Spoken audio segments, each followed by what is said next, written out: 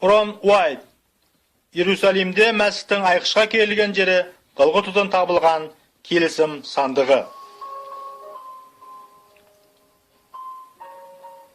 1988 жылдың қазан айында бірнеше жыл тоқтап қалған келісім сандығы жолында қазба жұмыстарын жалғастыру үшін Рон Иерусалимге қайта оралады. Рон соңғы рет онда қазба жұмыстарымен айналысқан сәтінде көне мұрағаттарды қорғау департаменті өз штат қызметкерлерін толықтай ауыстырып, әрі өз саясатында өзгертіпті.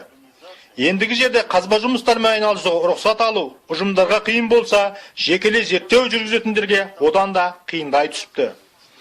Бірнеше жыл бұрын Ронға қазба жұмыстарына рұқсат беру қалыпты, ұдайы, тұрақты болады деген болатын. Дегенмен де бұл жолы бәрі оңай бола қойған жоқ. Сонымен Рон қайталап сұрау салғаннан кейін 3 аптадай күтті. Ақыр соңы ол өз команда тобын Жерорта теңізіне Ашкелонға жақын жерге алып келді. Осында суға түсіп жүріп, белден келетін тереңдікте әлденеге кезікті. Суға сүңгі жүріп анықтағаны бұл үлкен алып тас ыдыстың мойын ернеуі екен. Көп кешікпей бұл маңайдың бәрі ернеуі көрінген ыдыстарға толы екені анықталды. Біреуін алып ашып көру арқылы бұл адам сүйегі салынған жерлеуге арналған ыдыстар екені анықталды. Рон дереу осы табылған олжалар турасында көне мұрағатты қорғау департаментіне мәлім етті.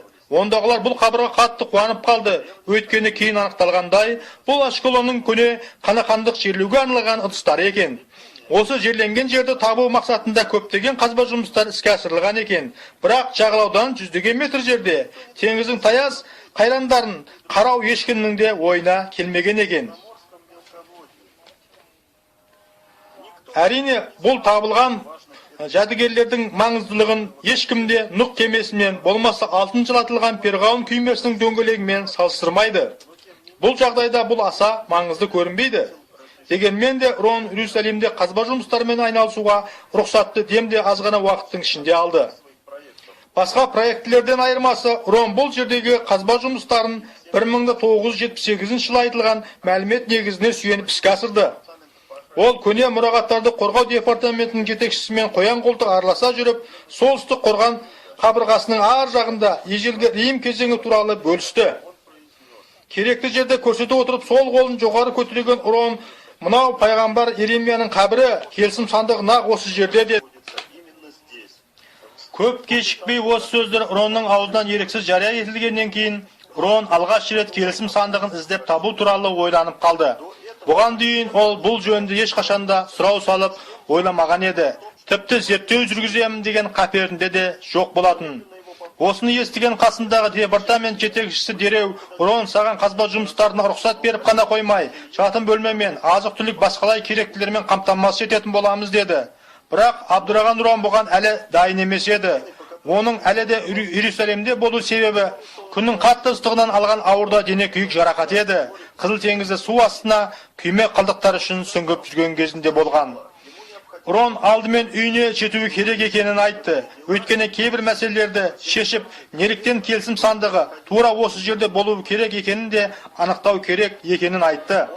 Ол Иерусалимге балалары Дени және Ронимен бірге қайта-қайта оралып келіп кетіп отырды. Бәрі де қалай болу керек жөнінде күңгірт көрініс жобасын иемденіп қана қазба жұмыстарымен айналысты.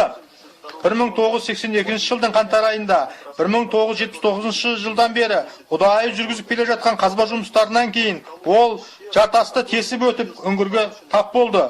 Онда алтын жаратылған стол мен алғашқы киелі үйге тиесілі бірнеше заттарды кездестірді. Сосын үңгірдің ішкі жақтарынан тастан жасалған жәшік қорапты тапты. Көлемі жағынан ішіне келісім сандығын сақтауға болатындай екен. Жан дүниесі әсерге толған Рон үңгірде 45 минуттай болды. Ол бұл тас қорапта не бар екенін білді. Ол оны полароидпен фотоға түсірді, әрі фотоға және камерамен видеоға түсіріп алуға тырысты. Бірақ әр кез сайын көрініс қатты жарықтан шағылысып, анық болмай ағарып шықты. Ол үйіне қайтып оралды. Демалып денсаулығын қалыпқа келтіріп, қайта оралу үшін еңбек етіп, жолға ақша табу да керек болды. мамыр айында Израильге қайта оралып, тас қорапты бұрғымен бұрғылап, ішкене саңылау жасайды. Оның ішінде не бар екенін көруге мүмкіндік алады. Бұл келісім сандығы болатын.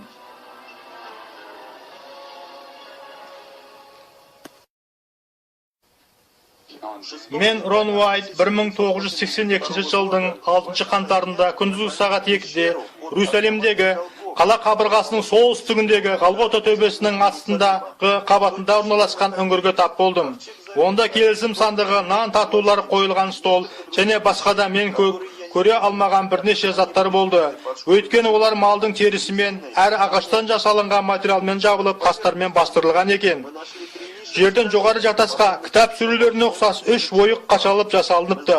Біз мұны Иерусалимнің солтүстігіндегі алқаптан табылғандар арқылы білеміз.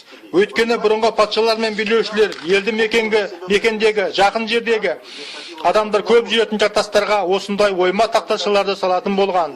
Ондай ойықтарға тас плиталар қойылып, оған жазу жазып қалдыратын болған. Біз осындай ойықтармен бірге айқыш ағашты көтеріп, сұғып қоятын арнайы саңылаулар таптық. Матай жазған ізі хабардан сөйлем жолдары естеріңізде болса, онда Мәсіхтің өлімі туралы айтылғанда жер сілкініп жартастар жарылды дейді. Айқыш ағашты көтеріп сұғып қоятын саңылаудың сол жағынан Мәсіхтің өлген жеріндегі жартастың іргесінен жарылған жарығын кездестірдік. Иса айқышта өлгеннен кейін жауынгердің бірі бүйір тұсына найзасын сұғып алады. Сонда бүйірінен су аралас қан ағып шығып, жартастың осы жарығы арқылы Құдайдың жетелеуімен Мәсіхтің өлімінен 600 жыл бұрын қойылған үңгірдегі келісім сандығына барып төгіледі.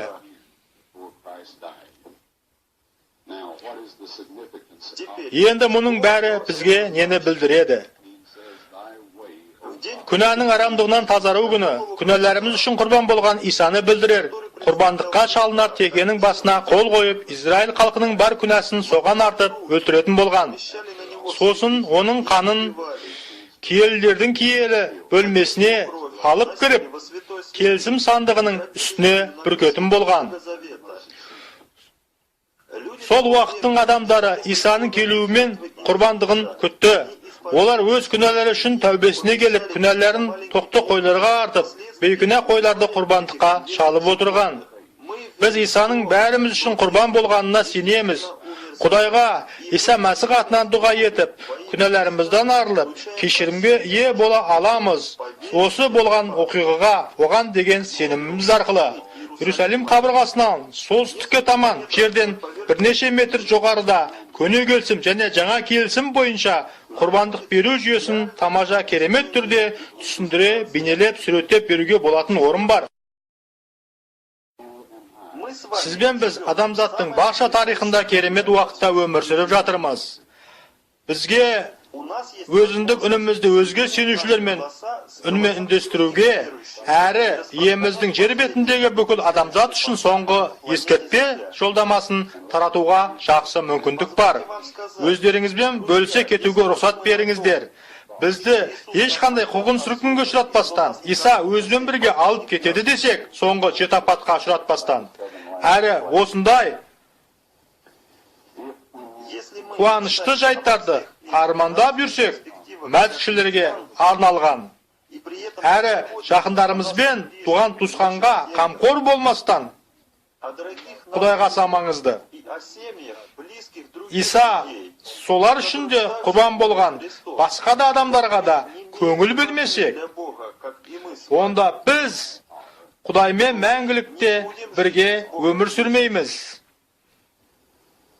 Бізде Мәсіхтің сүйіспеншіл жүрегінде жүрек болуы керек.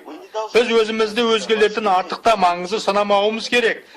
Біз өзге жандардың құтқарылуы үшін де Құдайдың тарапынан шақырылғандармыз. Ал адамға бұдан артық сый-сияпат пен құрмет керек емес. Бүгінгі жария етер хабарымыз Құдайдың хабарымен сәйкес болуы керек. Оның еркі, ол айтар сөзі біз арқылы тарауында.